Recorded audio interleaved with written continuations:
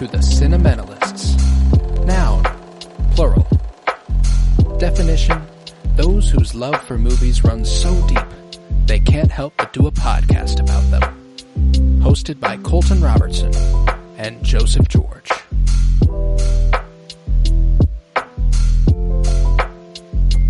Hello everybody and welcome in to the Cinementalists. Today we are in our penultimate installment of our top 100 films of the 2020s. This is part 9. This is everything that falls just outside the top 10. 11 through 19 today, working from the bottom to the top of that list here. And I am so very excited. I am Colton Robertson. I'm joined by Joseph George. What's up, homie? Oh, what up, what up? Always a pleasure to be here. Oh, and it is always a pleasure to have you. And we've got a fucking doozy on our hands here. I don't know. This is going to be tough, but I'm committed now, you know. I didn't rewatch anything therein. I'm not going to rewatch anything. The top 20 I have are the top 20 I have, and we're set now. How are you feeling? Yeah, I only rewatched one movie. Oh, man.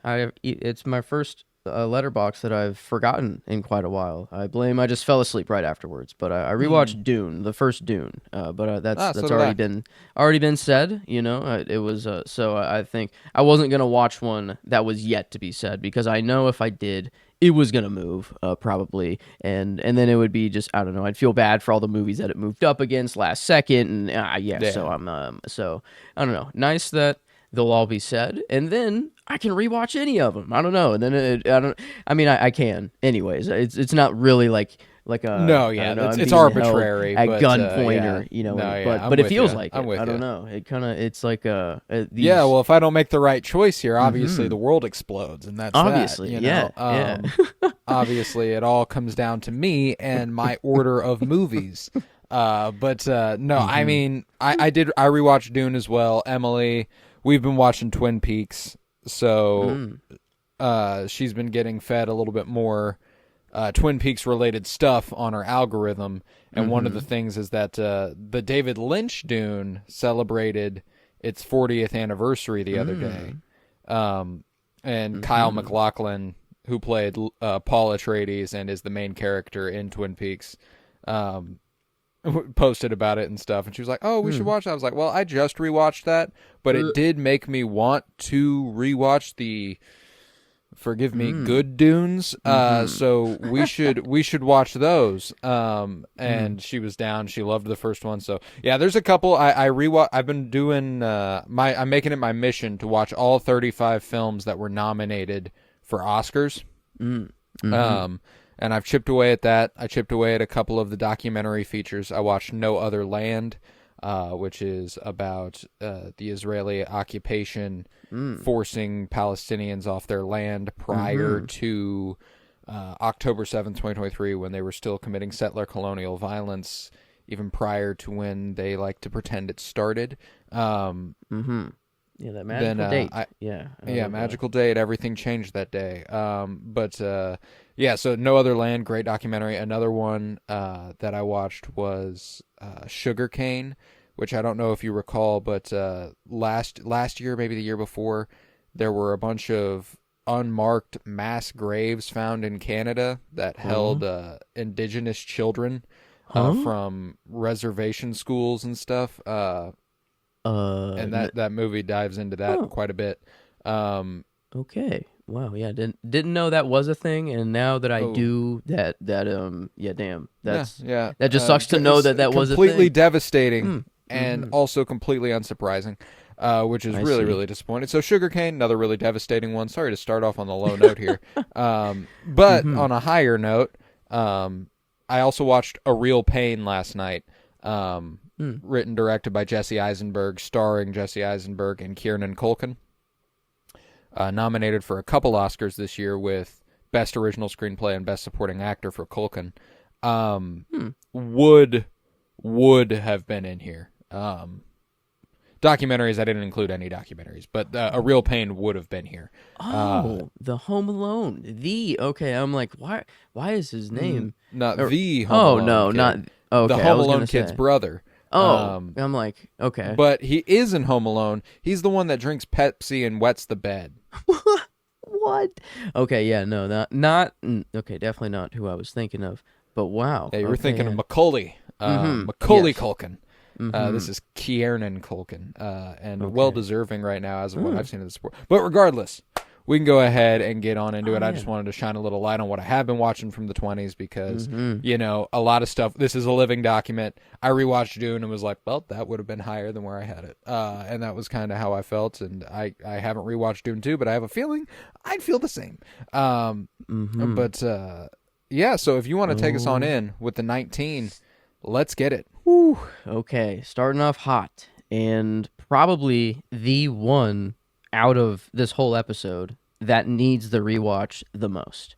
But even so, I don't know. This movie's in a weird place, I guess. It used to be in the top 10 before I watched a couple others, and then it just slowly kind of every Crept new down edition all the way to was 19, yeah. and then every new edition was kind of sliding in right above this one, but I don't know. So anyway, starting off real hot. It is real hot actually, but Love Lies Bleeding for me, and I know probably a lot higher on your list, I'm assuming. I mean, relatively, we only got 19 left. It's a lot of good movies. That is true. I guess true. I guess I don't know. It could. I'm wondering. I guess I don't know where it does place for you. I'm interested, but I guess for me, I don't know. I guess top 20 is still kind of balling out. So this is. Yeah, I mean, it I is. did still love this movie, and it was not at all the movie I was expecting going into it. I remember that. I remember I was just absolutely taken off guard, but then once I was in the world, I was just in, and I was just kind of along for the ride. And that's why it was. I have only watched it the one time, which is why this is the one that I feel like desperately needs the rewatch. A lot of the other ones are more recent in my mind, so I Right, just right. I have that, but I remember. I guess the part I do remember is the ending, and what an ending to a movie, that this is, and I mean, I think it's.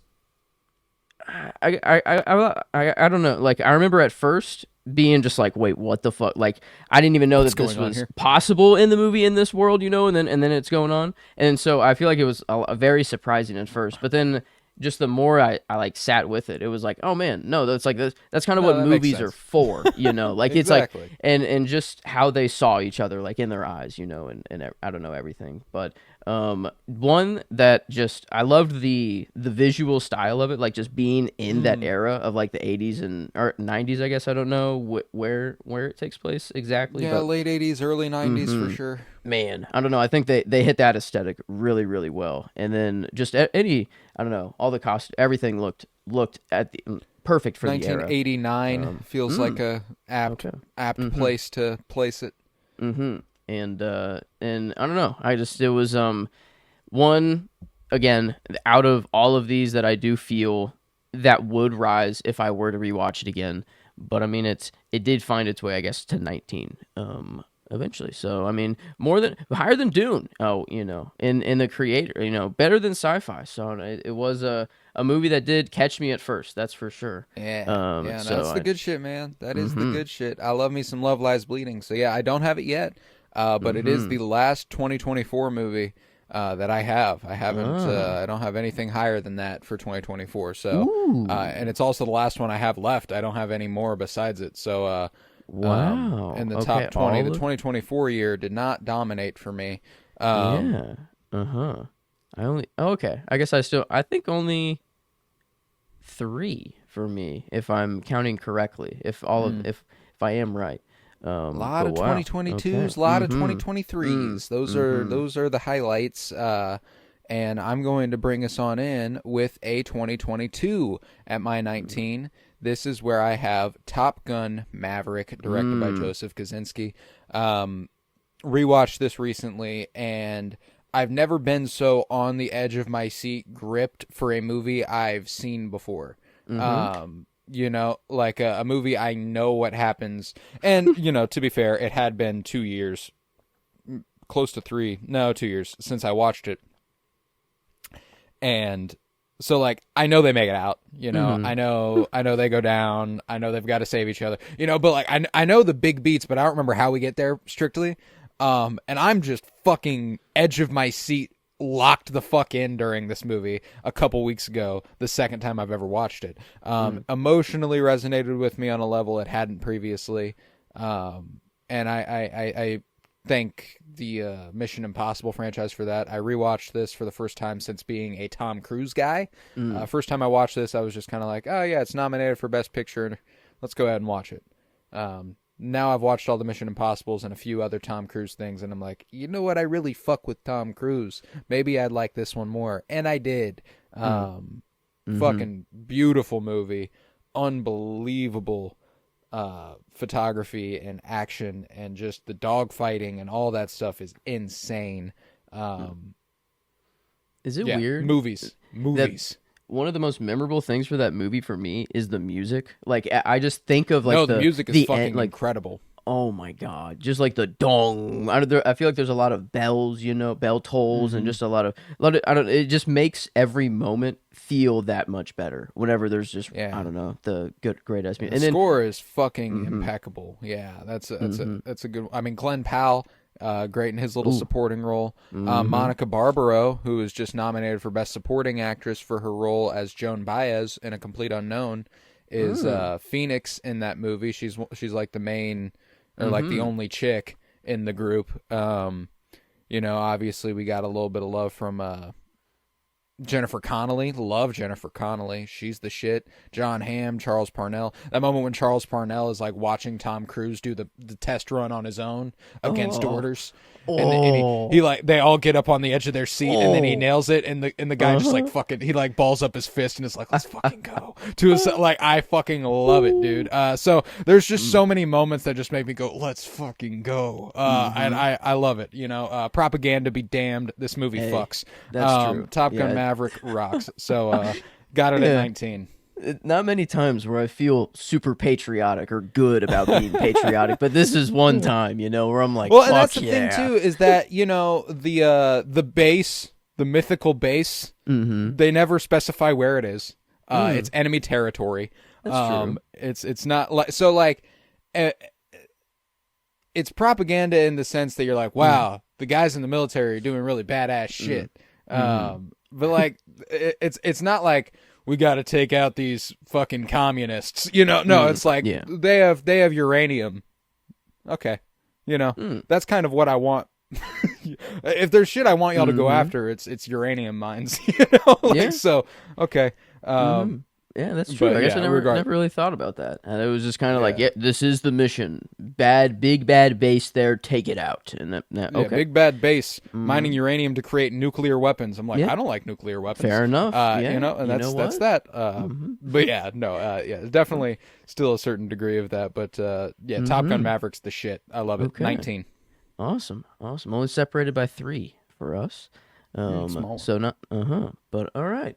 Well, moving on here, a lot, not in the air, not high action, very, another, I don't know, kind of devastating one. I guess kind of fitting into the movies we were talking about before, but a good devastating one. I love my boy Andrew. I love me some Florence Pugh. This is a 2024. We Live in Time, and man, this one. I caught it very late, or a lot later than I feel like everyone else. I feel like everyone just saw this movie so fast because I don't know, it was very anticipated, and I was anticipating it. I don't know, because I love Andrew Garfield, I always have, and Florence Pugh is just kind of up and come. I don't know, just a celebrity crush of mine. So it and coming up, I don't know, after Dune as well. I'm riding high on both of these people. Right. And then they're together. I don't know. It was just kind of the perfect storm of a movie. And sadly, I guess the story had to be what it is. Every love movie, I feel like, has to have something devastating in there. It just makes the love stronger. Noticed maybe that my favorite romance movies have a certain tragedy to them. Yeah, and it's what elevates them in my mind, because like, if a movie has a happy ending and it's romantic, it's typically a comedy. It's typically a rom-com. That's true. Not very many romantic dramas end up all happy-go-lucky, unless they're like the fucking Nicholas Sparks based fucking movies that, and even they have a lot of tragedy in them. So like I don't know, it's weird to think about in that regard. But a lot of the happy endings, not typically in like the greatest movies. I'm looking at I mean, Love Lies Bleeding. That's a romantic crime drama, but a lot of stuff happens that wouldn't be great. Yeah, usually, I guess, now that I'm thinking of it, it would be kind of weird to make a romance movie where like two people just meet and then they just like everything is fine. Like I don't I mean, it's what you kind of want, I guess, but then it's like, no, you want to see it's what you want in real life. Yeah. But like when it comes to like fiction, it's like, I don't know, like let's make things a little difficult for them, huh? I don't know. And then if it's not difficult for them, it's not the main point of the movie. Yeah, but I don't know, this one, I get a lot of them. Why is it always health based? I feel like a lot of them is just someone's sick, I don't know, or someone has some condition, and but this one was just at least she tried to push herself maybe more than she should have, but it was also kind of that gray area of like, well, if you're gonna be going soon, don't you want to try to have a few good years or 10 really shitty ones, or I forgot what the exact quote she said initially, but it I don't know, just kind of just going through some health stuff myself, and not I never really tackled with this question, I don't think, of knowing like, oh well, my time is almost up, how am I going to spend it. It was more of just kind of like during the recovery process, I feel like I might have pushed myself a little harder than I should have, just because I but I don't know, it was a nice at least I don't know. It was a very tissue worthy crime movie. I needed the tissues, they were a streaming down, and I don't know, the one where the ending was a lot happier than I thought it was going to be. I like this one. There's a certain optimism about the movie that, like, whenever me and Emily saw the movie, I mean, I was a fucking puddle of tears in the movie theater, and we got home.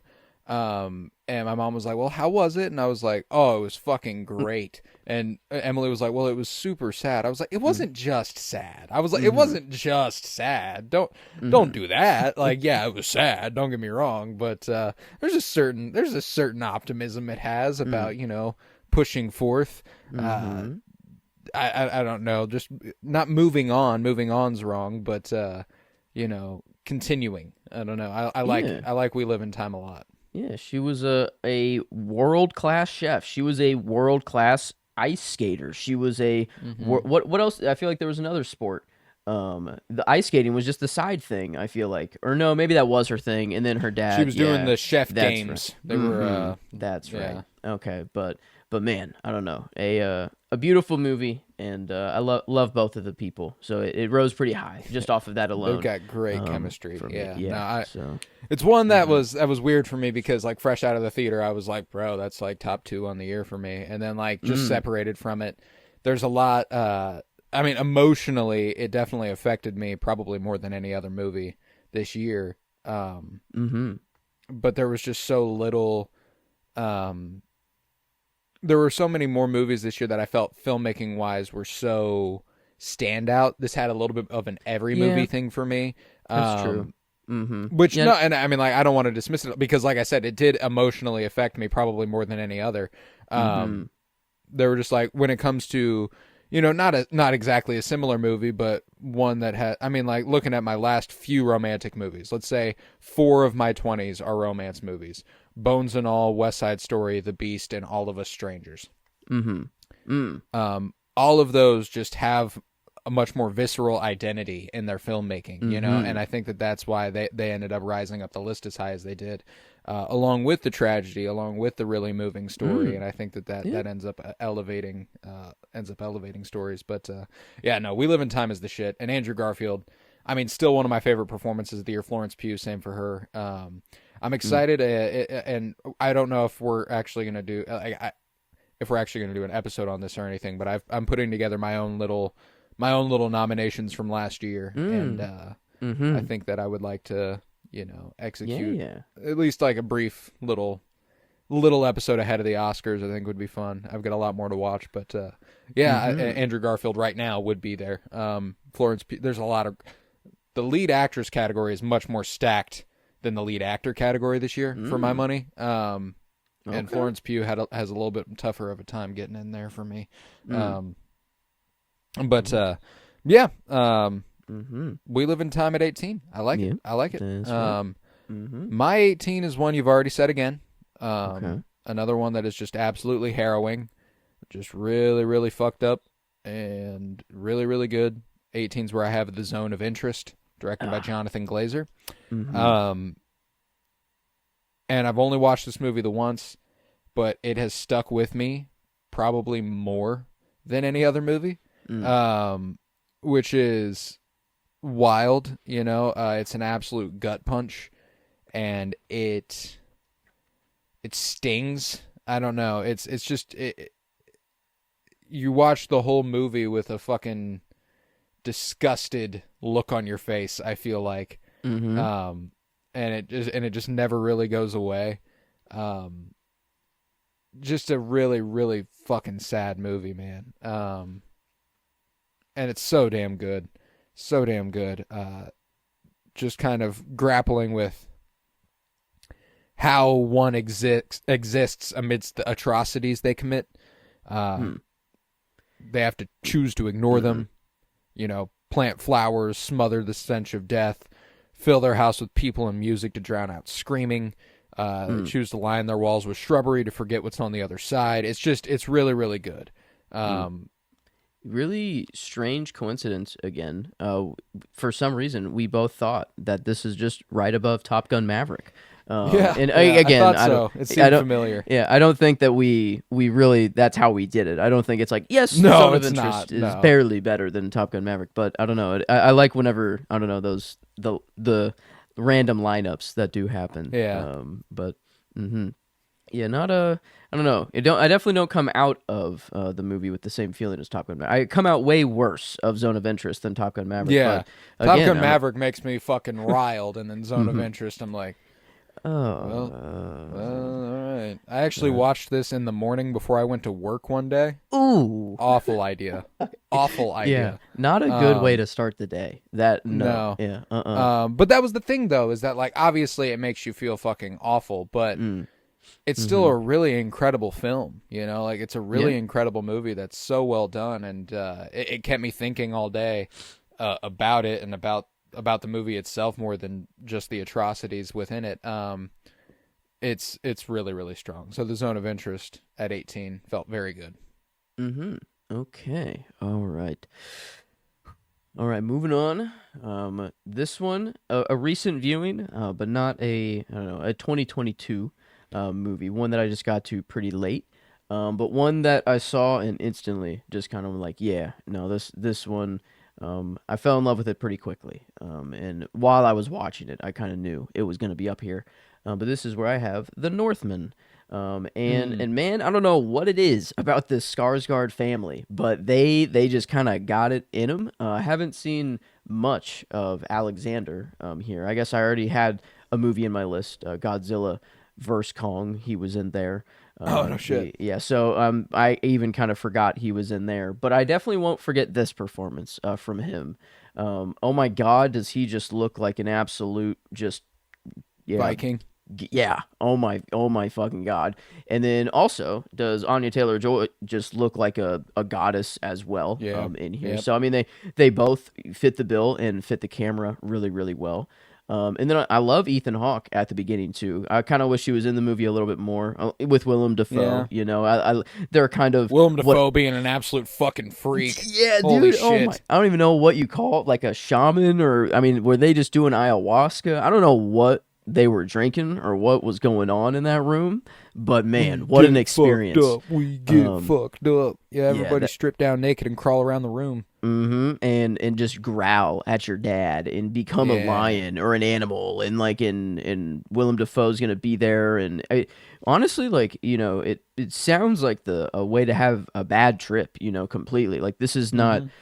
You would think, you go out in the middle of the woods, you get really calm, you lay down, you have this, but no, if you're a Viking, I guess this is the Viking. I don't know what the fuck I'm talking about. These were Vikings. They're hard motherfuckers.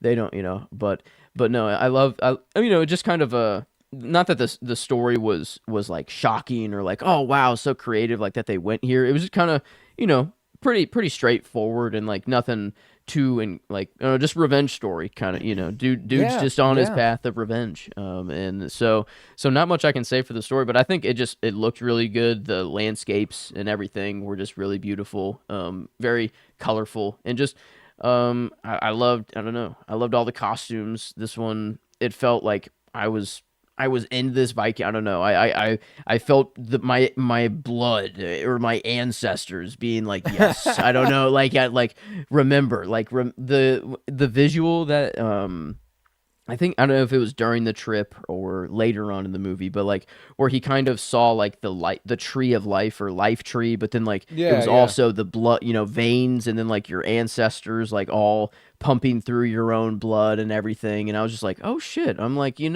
like technically, like my blood is, like pumping through my veins, and was at one point all, I don't know, it got me to think of that shit. And it Mm. was I don't know, wild, but all in all, I think just a really good looking movie with I don't know, another Skarsgård, and I still Other think, Eggers too. yeah. You had Mm, Nosferatu. hey, okay, yeah. Yeah, great Doing, director. And him and yeah. Willem Dafoe have a great working relationship, as he was Mm. in The Northman and Nosferatu, and also The Lighthouse, which was 2019. I need to see that one. Yeah, I still Oh, haven't it's my gotten to favorite that. Eggers. That's my favorite Mm. Eggers. Ooh, I mean, you got okay. Pattinson and Dafoe the whole Oh, time. yeah, come on. Um, Yeah, that's gonna be hard to beat. That's gonna be tough.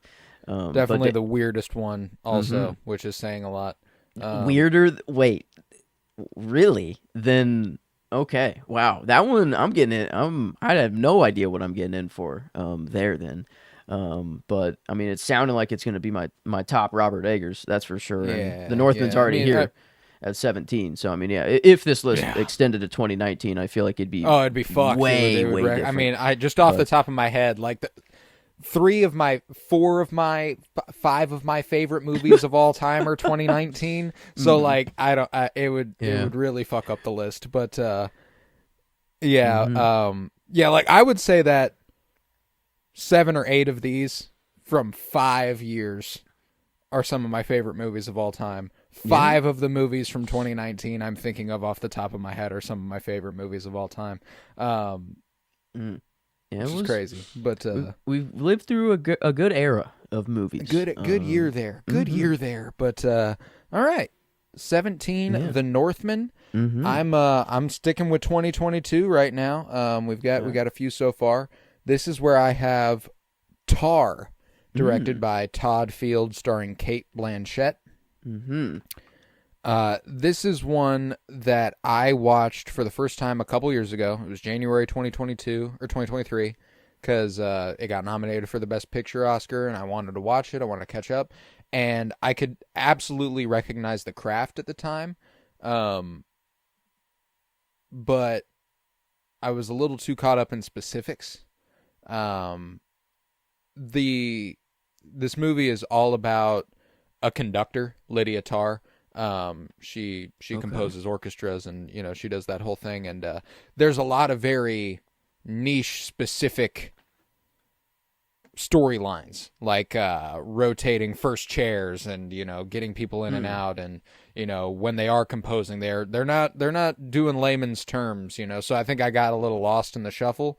But Okay. this most recent time, I just kind of surrendered to the narrative, let it be.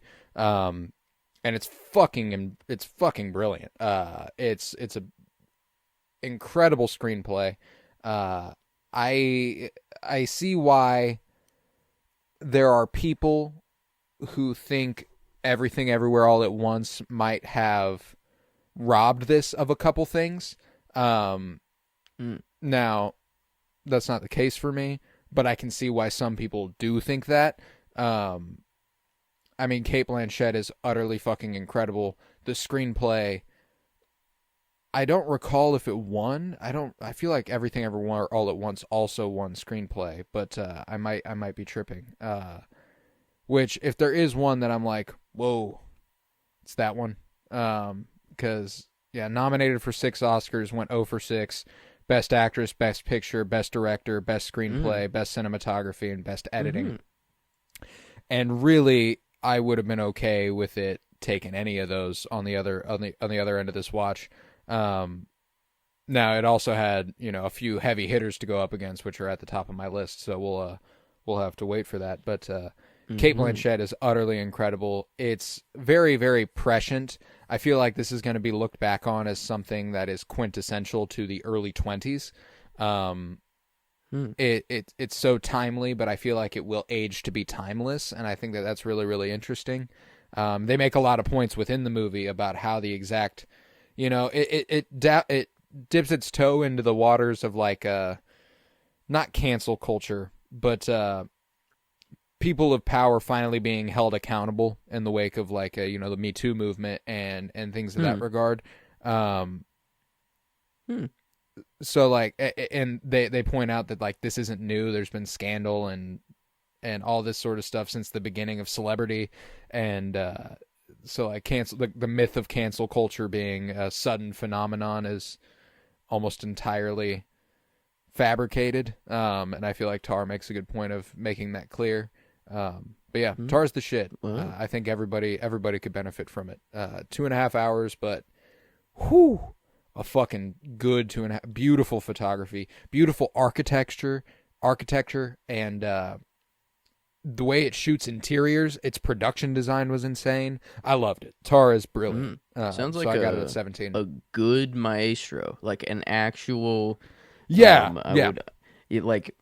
I guess maybe it's not what Maestro's going. Maestro's kind of just going for something different. I feel like completely. Yeah, but it's I don't know. It's doing a little just bit of something two else, conductors. I don't know. Yeah, it was kind of. Well, I don't even know if he was more of a composer. I don't even remember Maestro. It was He on was my a list, conductor. which is crazy. But that's what's funny is like you remember like the reports that Bradley Cooper spent like 5 years figuring out how to conduct music for Maestro and stuff. Like Cate Blanchett walked on set and waved her fucking arms around and it looks awesome.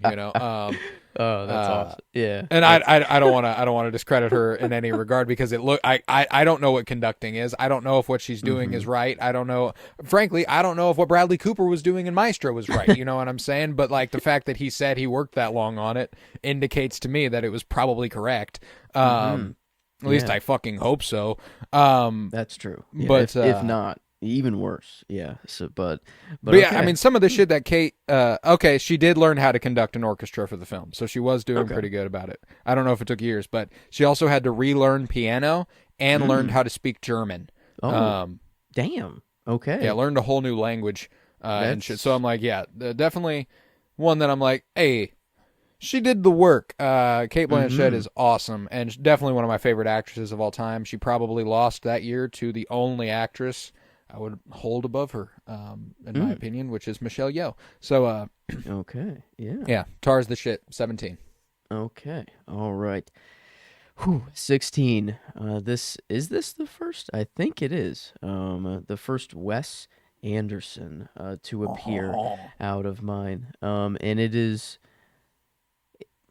Yeah, I get this was the where the Wes's are was kind of tough for me, but this is where I have the French Dispatch for me, and man, talk about a cast that I am loving right here. Timmy, we got Timmy, Frances McDormand got Nomadland not too long ago, her popping back up. Tilda Swinton, always love to see her in a movie. Adrian Brody, I don't know, coming more to appreciate him recently.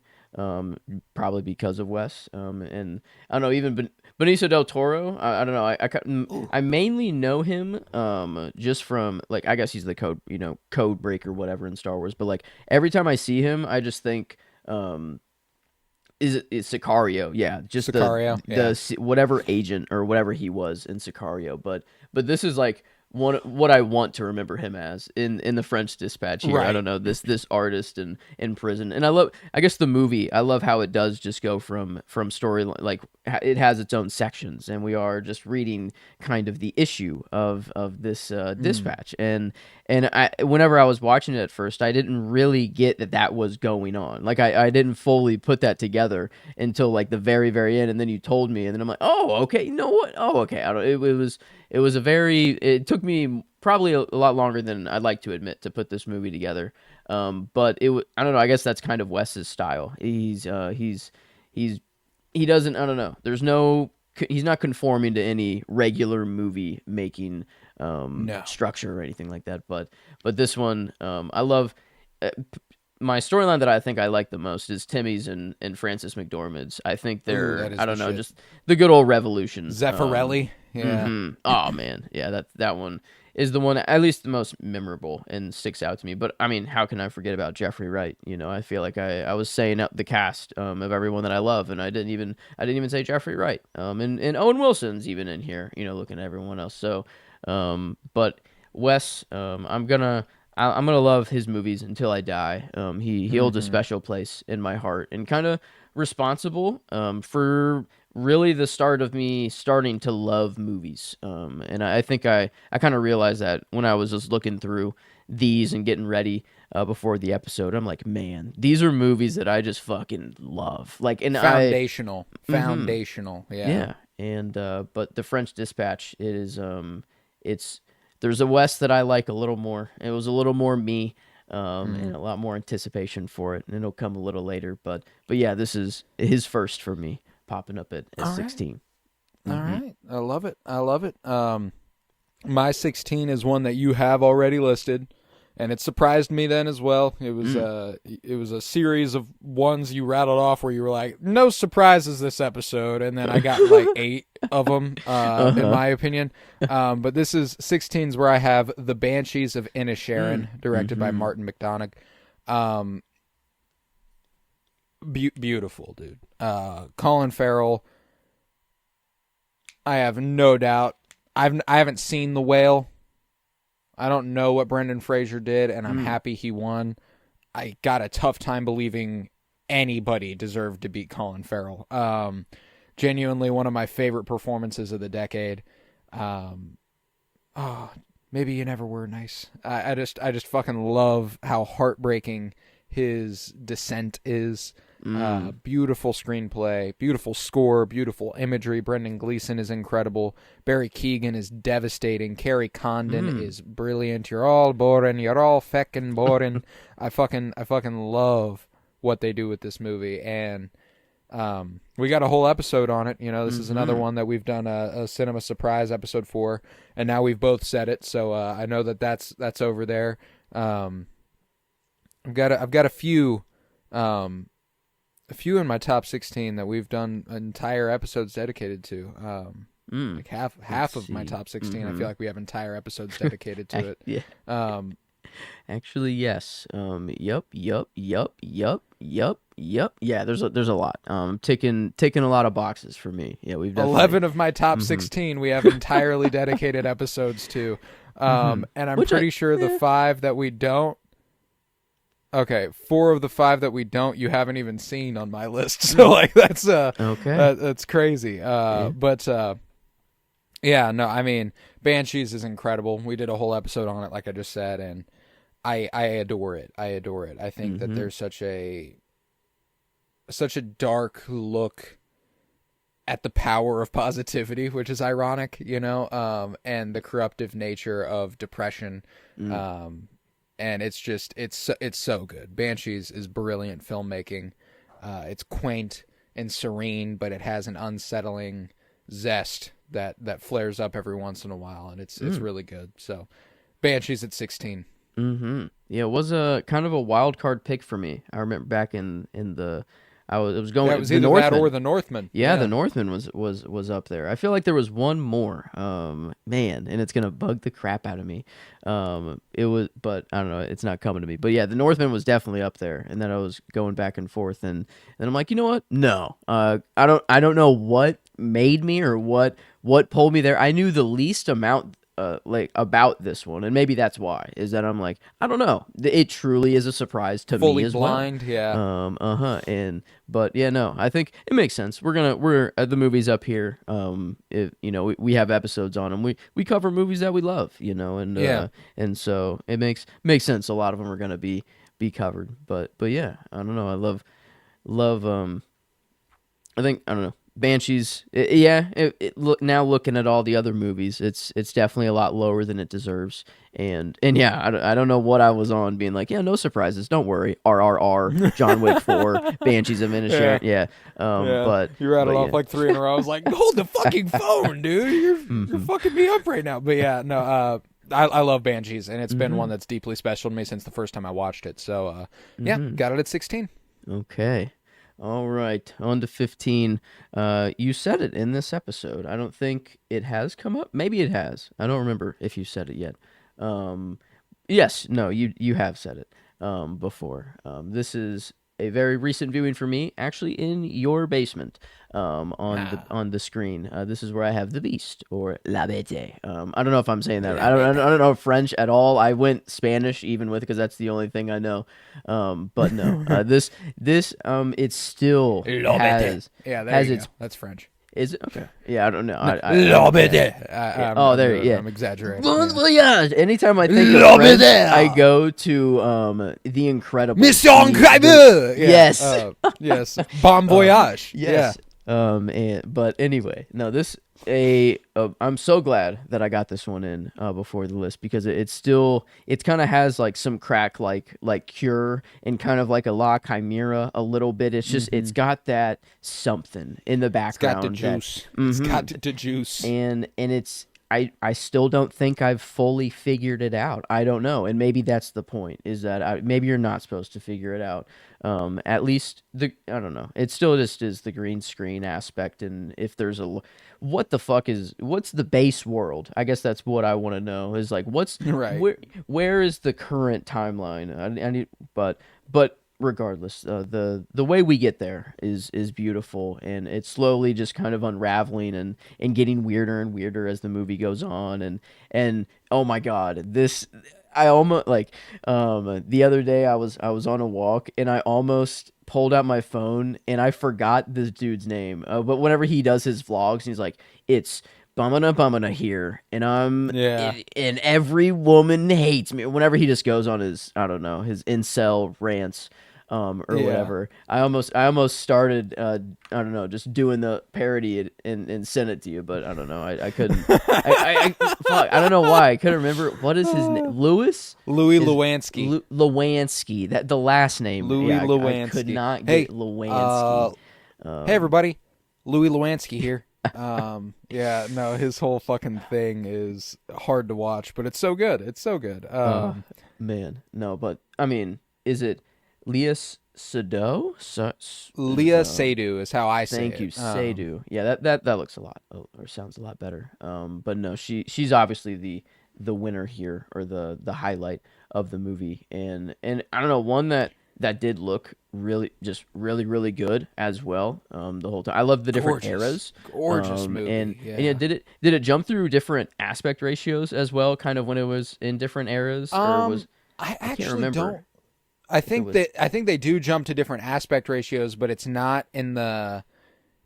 It's like the quote unquote present. The far future had like a 3:4 aspect ratio, and then we went widescreen whenever we went back to the past. Yes, which felt backwards. Like the future usually has the widescreen, man, yeah, just a cool world that was built here, in a weird romance.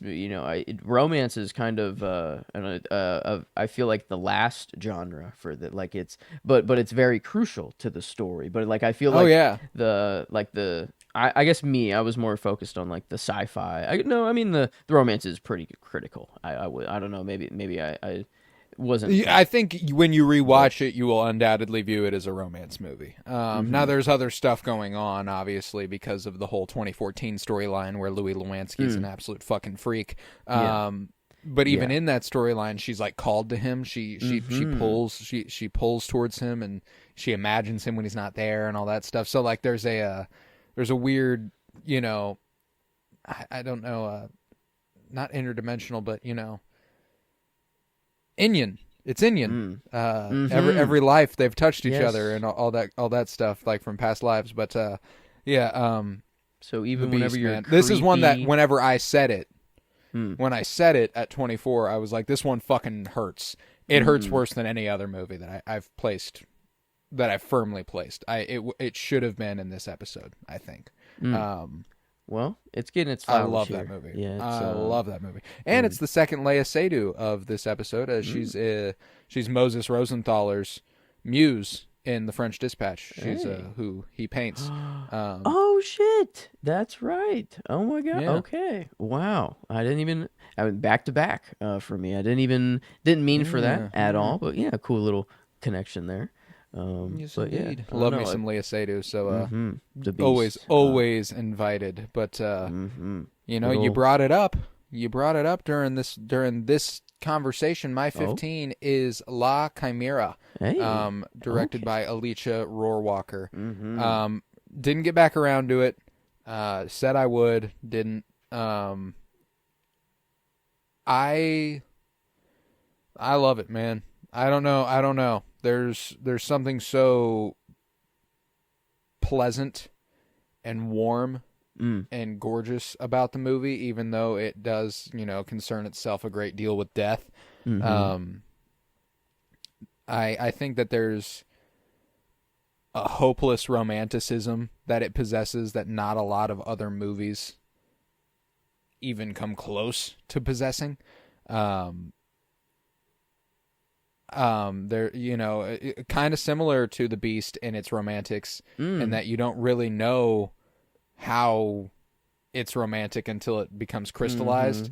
I love that it's never expressly said that he's trying to find this tether to the netherworld to find his love, and get her back, and you just kind of have to watch as the movie unfolds and see that that's what he's seeing, and that's what he's trying to reach, and that's what he's trying to find. Like, dude, it's gorgeous, and Josh O'Connor is brilliant. I really wish that Neon hadn't dumped this in a December 2023 release, because this would have been an awards contender this year. Had the immensely better Isabella Rossellini performance than Conclave. She was, Flora, the grandmother who loves Josh O'Connor, and Oh wow. all that good stuff. If we're talking about Isabella Rossellini and La Chimera, yeah, give her that supporting nod. Yeah, no, I love it. I think Josh O'Connor is a marvel in it, and if it had been released just couple weeks later, limited release a couple weeks later, I think we'd be talking about it in this award season. But it is what it is. It is what it is. Alicia Rohrwacher, I need to make my way through more of her filmography. She's got a few under her belt. I need to watch Happy as Lazaro and Le Pupille. Le Pupille. Le Pupille. Pupier. That sounds Sorry. more French. And then The Wonders. Yeah. Tons of good stuff. So I look forward to digging into her filmography a little bit. But La Chimera at 15. Mm-hmm. Yeah, it's got, I don't know, that crack in it, something. There's something Similar. in there. Yeah. Yeah, it's and it's hard to explain, but it's just there. And yeah, I don't know. I love just Josh O'Connor. I don't know, it just made me realize like we really got a good pick of actors that we're growing up with. I don't know, in this movie era. star ain't dead. It's just different. Yeah. The movie star ain't dead. It's just different. That's all. Mm-hmm. But okay, here we go. This one I feel kind of similar to Love Lies Bleeding here, where it's been some time and it kind of was trickling down for new additions to go in. But I remember when I watched it, it was just very gravitate. I don't know, it a lot more. I don't know. I felt more than Love Lies Bleeding here. But this is where I have Past Lives.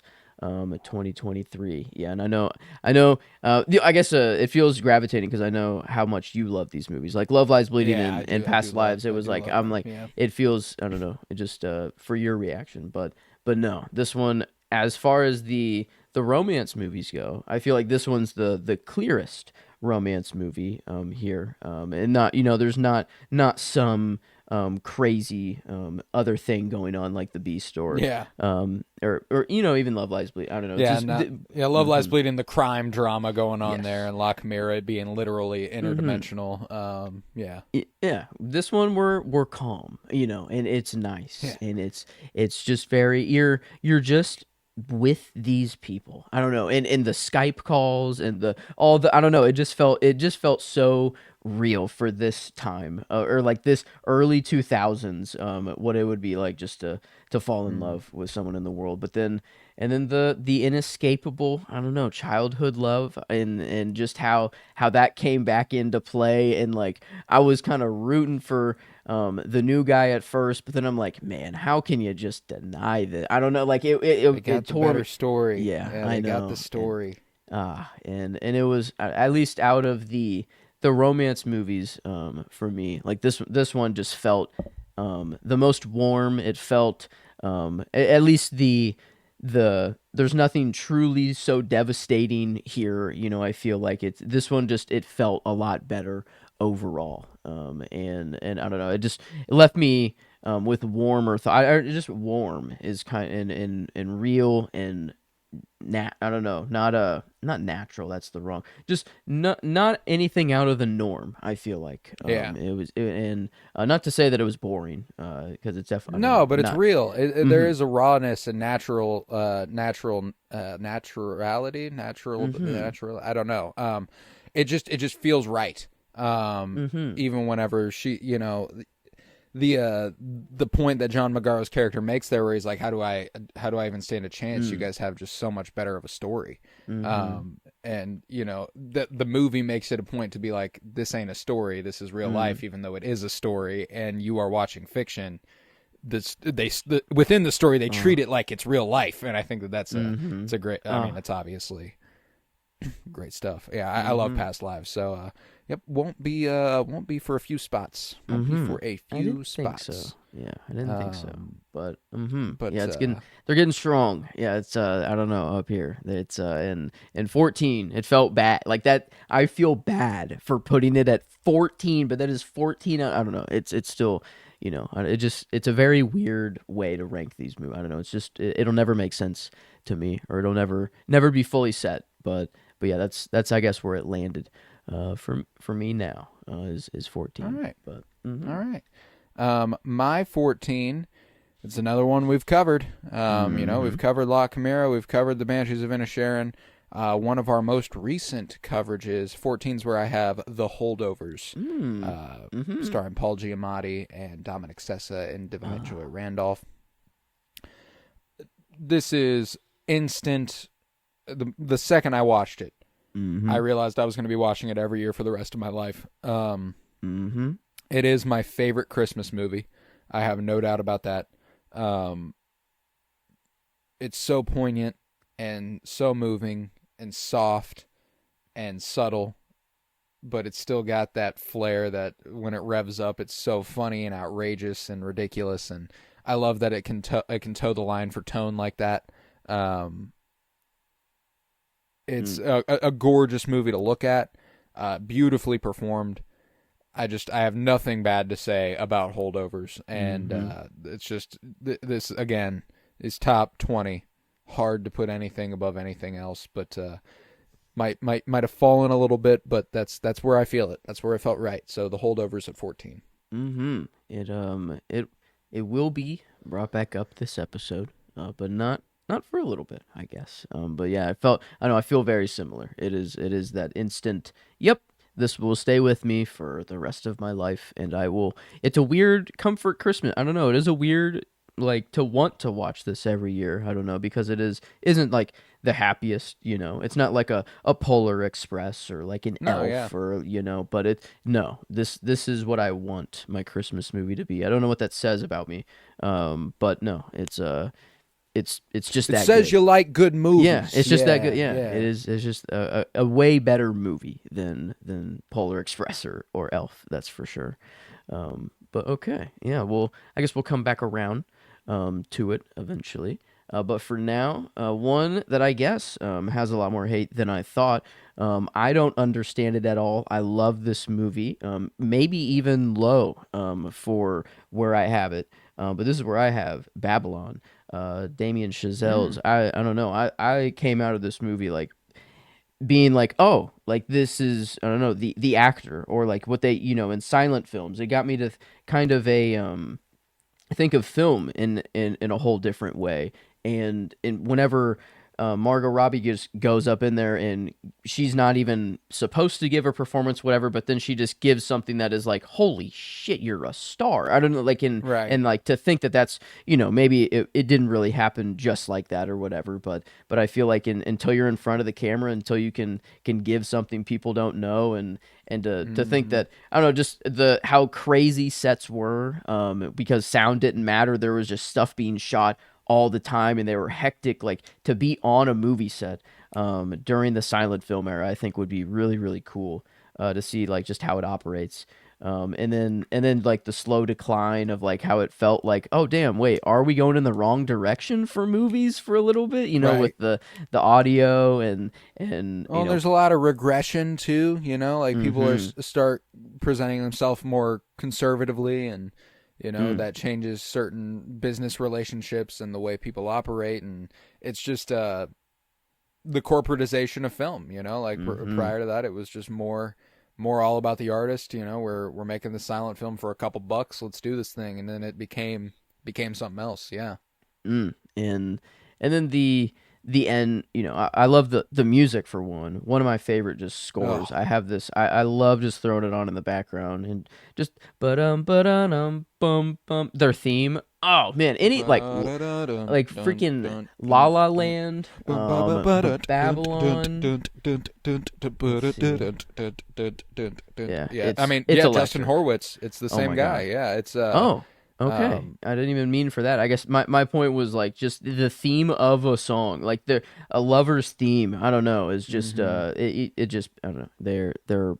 They're bangers of some scores, and but yeah, I guess not really I don't know. I'm jumping the gun on one of my next picks, but no, Babylon here. It just has a lot. I don't know, a lot to love about. Like, I think looked beautiful. I want to live through this era of party, the Roaring '20s, and go to a party like this. Oh my God. We skipped straight to the 30s over here. That's all. Yeah. Yeah.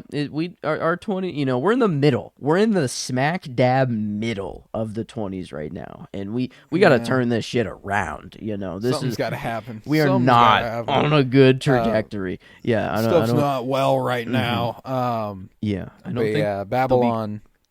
Calling it the Roaring '20s again. I don't know. I don't know what this era will be called.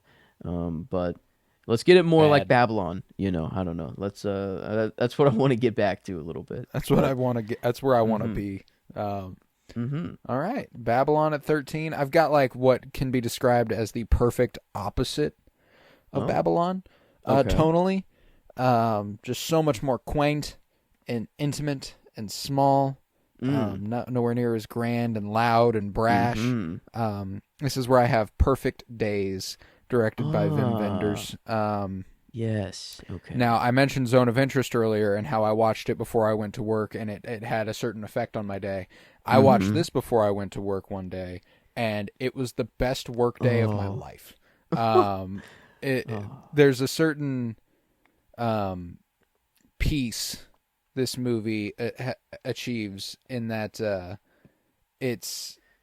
Wim Wenders was kind of accused of having romanticized the working class experience as a rich man, so it's kind of like an outsider's perspective of what a working class is.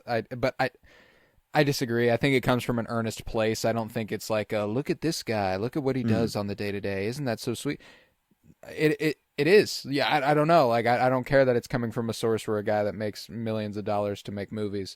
Like, it resonates, it made me feel good getting ready to go to work that day, to work my menial ass job where I do stuff that, I enjoy doing. I'm not making the biggest bucks off of it, but I find a peace in it. And I think that that's something that Perfect Days really makes a good point to emphasize.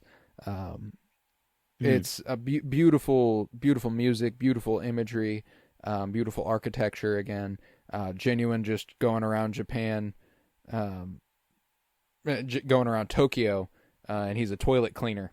That's what he does, is he cleans public restrooms, and that's what he does on his day to day. And there's obviously some other stuff that comes up, family stuff that comes up, but he's just a sweet guy. And Koji Yakusho is the lead. He was the lead in Cure. That's come up a couple times. Ooh.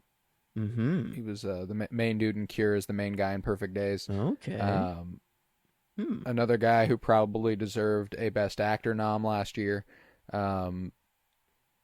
Just incredible. So yeah, Koji Yakusho, leading Perfect Days, MI13.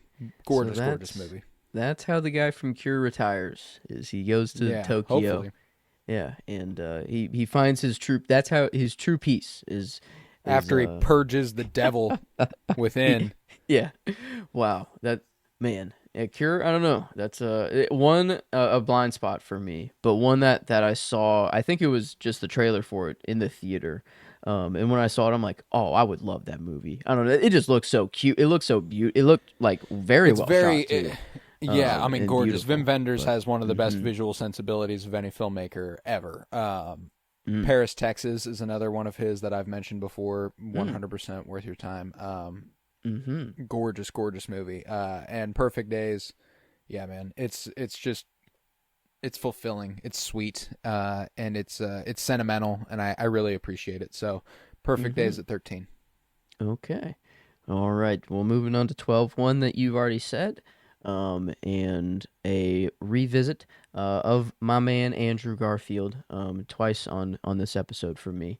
But this is where I have Tick Tick Boom, a movie that I feel like was I wonder now that I'm thinking if La La Land or Tick Tick Boom came first of what I watched. Would have been La La Land. Yeah. Okay. So yeah, La La Land definitely because it just came earlier. Yeah, we did them both in the 52-year journey through film, and it would have been about 5 weeks prior to Tick Tick Boom. So yes, okay, this makes more sense because I think out of La La Land or Tick Tick Boom, it's a strange feeling of which one I like more. I feel like I just love Andrew Garfield so much, and this first watch was so incredible. I love the songs more in Tick Tick Boom as well. Like I find myself just listening to them. Boho Days. Oh my god. I don't know why. It's just such a is the life. Yeah, it's so good. Green the dress. last one. The last one. Bo. I always love woo! it. And then the woo. It's just it's a good vibe. It even got the jerk whatever dude in the party to be like, oh, this shit's fucking that was awesome. Yeah, like holy fuck or whatever. But in green dress, it's the bonus track. I guess not in the actual movie. But a banger. And then I don't know. The movie it's just it gets me to cry. And man. Yeah, it fucks me up bad. The happy birthday at the end is just that I don't know of another time where I've heard the song Happy Birthday and felt worse. I don't like what is it's usually a very happy song to hear, but it's kind of the one I don't want to hear it at the end of this one. But hey, cool connection for your movies here so far. Me and Emily have been together for we've celebrated 5 New Years together. And starting with our second New Year's, we started a tradition where we watch our favorite movie from the year prior to ring in the new year. Our first one was 2021 into 2022, and we watched Tick Tick Boom. Okay. 2022 to 2023 is the only one we haven't gotten to yet. 2023 into 2024 was Past Lives, which you mentioned. And then 2024 into 2025 was Love Lies Bleeding. So you've knocked out 3 of the 4 in this episode, which I think is just a cool little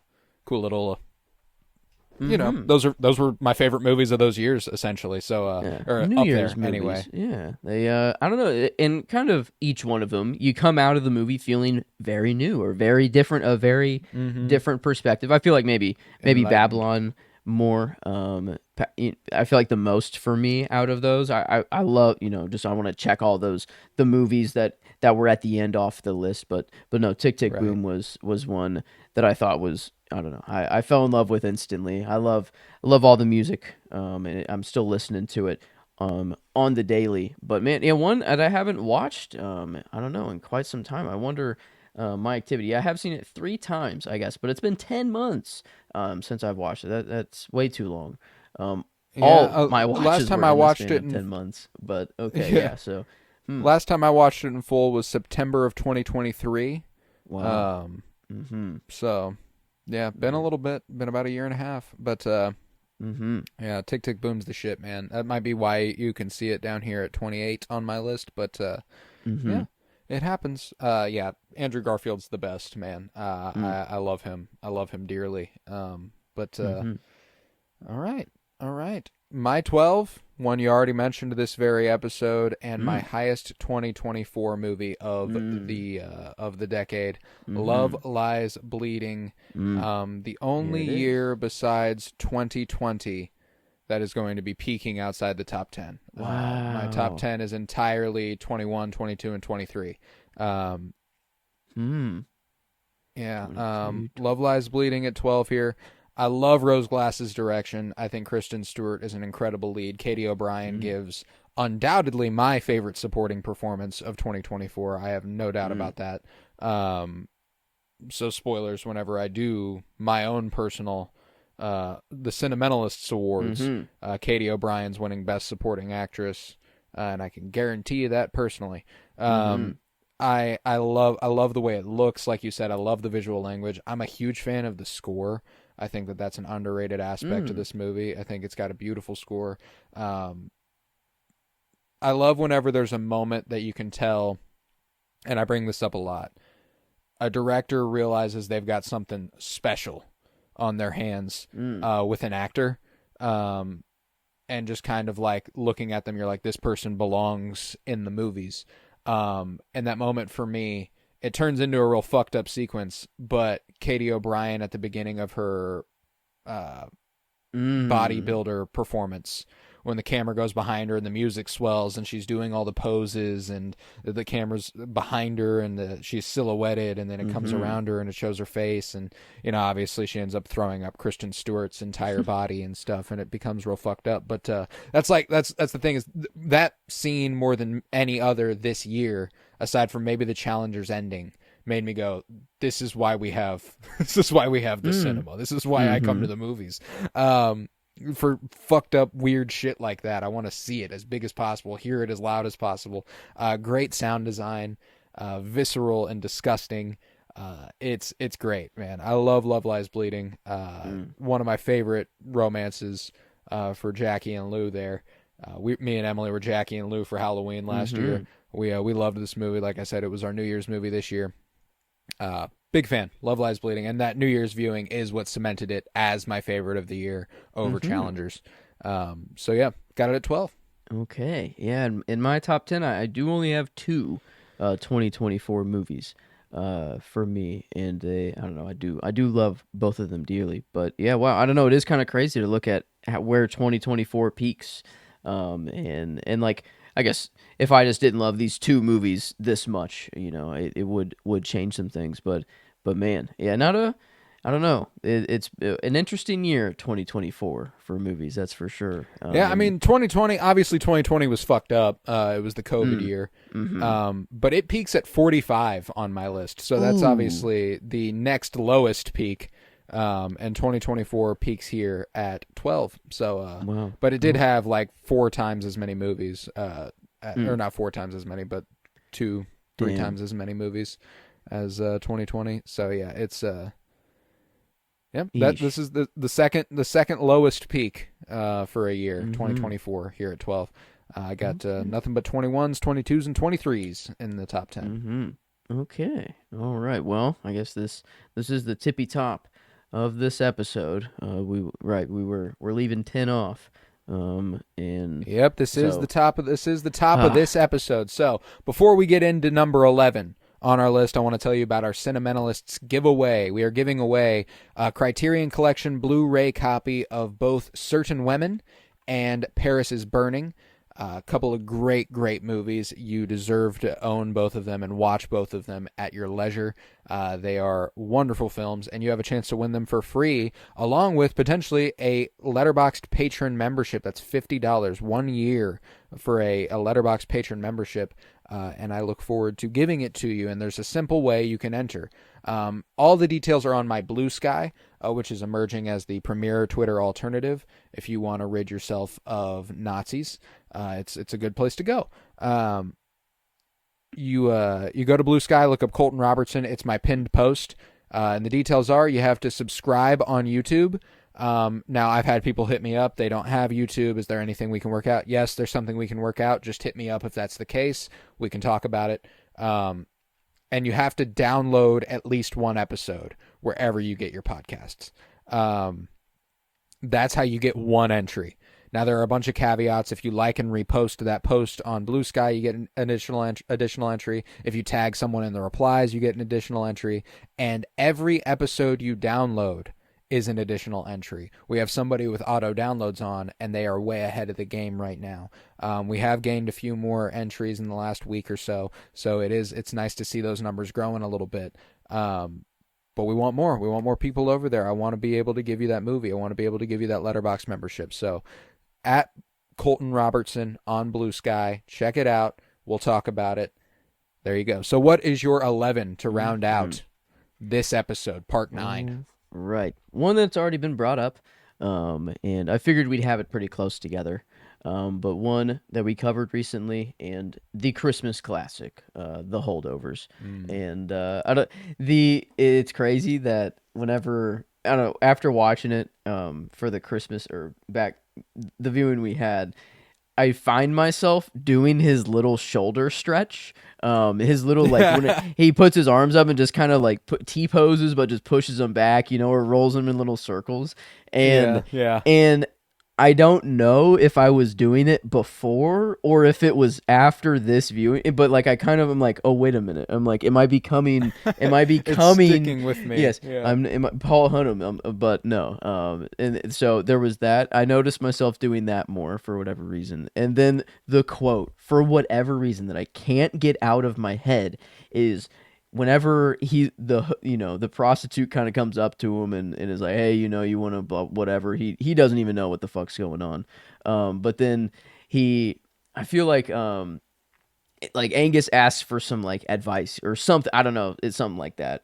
I might be mixing two moments together, but the quote, at least he's like, curl the toes. You're like, I'm not going to tell you till you're 18, but then he leaves and he just says to curl the toes. And for whatever reason, I don't know. The details would curl your toes. Yes. Curl your toes. Yeah. I love that stuff. Yeah. I don't know why, but those two things, the shoulder stroke, two of the smallest things in the movie. But they're for some reason. Yeah. I human can't. Form. Yeah. Man, yeah, there's just so many good moments here, and I can't wait, for next year's viewing. I don't know. I feel like if I will reserve it just for that viewing, or if I'll find myself in a couple months being like, no, I need the Holdovers. And that is the beauty of that one, is it does feel like a little bit more accessible, but I think I'll find myself mostly revisiting it in December, November, December. It feels like the right time. It's gotta be cold. Just a gorgeous movie. Just a gorgeous movie. Yeah, and it does have to be cold. That's the feeling it has. So, probably a fall winter reserve. But yeah, man, a classic nonetheless. Shit. Yeah, 2023. Like I want, like in 20 years, will this be? Well, I don't know. Will this be the Christmas classic that came out of our era? I don't know. I hope so. But. At least it will be for me. That's for sure. Yeah. So, but yeah, it topped off the list here. I guess right outside the top 10. But yeah, got right up to it, I guess. All right. Now my 11 to round out the episode. I'm filling you in with a blind spot here. This is tough. The first outside the top 10 is fucking brutal. And I'm taking a leap here because there are two movies in my top 10 that I've only seen once. And I've seen this one twice and freshly rewatched it just last week, 2 weeks ago. Okay. So tough to put it below those two that I've only seen once, but I think I'm going to do it. This is where I have Monster, directed by Hirokazu Koreeda. Very misleading title. You'll think it's some sort of horror film or something or other. It's not. It's basically just a family drama. It's a Rashomon-style narrative that unfolds from 4 different perspectives of the same time period. And it's beautiful. I know I've abused that word today, but It is. I cry my fucking ass off with this movie. It guts me. I think that it's bittersweetly beautiful. It's got one of the best. I'm gonna call it a twist, because there will be people who will not see the writing on the wall in front of them, and it's just got a brilliant twist. So I can't really dive into the details that I want to about it. But it's got a really moving screenplay. The score is soft and beautiful. Again, beautiful. But the what I will say, without spoiling the sort of twist, is that nothing is as simple as we have a habit of making it. Everyone contains multitudes and is deserving of love. Okay. So it's, I mean, gorgeous, gorgeous movie. I can't recommend it enough. But yep, that's how I'm rounding it out with Monster at my 11. So how about you go ahead and take me back through 11 through 19 on your list. All right. 11, I had The Holdovers. 12, Tick Tick Boom. 13, Babylon. 14, Past Lives. 15, The Beast. 16, The French Dispatch. 17, The Northman. 18, We Live in Time. And 19, Love Lies Bleeding. All right. I had 11, Monster. 12, Love Lies Bleeding. 13, Perfect Days. 14, The Holdovers. 15, La Chimera. 16, The Banshees of Inisherin. 17, Tar. 18, The Zone of Interest. And 19, Top Gun Maverick. And with that, we will conclude this episode of The Cinementalists. All that is left is the top 10, which is now available. Go ahead and check it out. Leave a 5-star rate and review and download wherever you might be listening. Go ahead and enter that giveaway at Colton Robertson on Blue Sky. Find all the details and get updates on everything we're doing across every platform, across every podcast, because we've got 4 of them, and there's no telling what we might be doing at any given point. So at Colton Robertson on Blue Sky is the only social media I use now, principally. At that, you know, I've Twitter's officially off the phone. TikTok got banned, and then I deleted it, and then it got reopened. But apparently, it's a propaganda machine now, so I'm going ahead and doing away with it. No more Instagram. Blue Sky is where I'm at. Go ahead and check it out at Colton Robertson to contact me about anything we're doing. We're on YouTube at The Cinementalists. Just look us up. We are there, as it is spelled here. Subscribe, like, share, all that good stuff. But yeah, go ahead and check out the top 10. I was Colton Robertson. I was joined by Joseph George. Thank you very much, homie. Oh, thank you for having me. It's always a pleasure to be here. Oh, and it's always a pleasure to have you. And I feel like the highlights this week were Léa Seydoux and Andrew Garfield. So go ahead and check out a couple of their movies, why don't you? All right.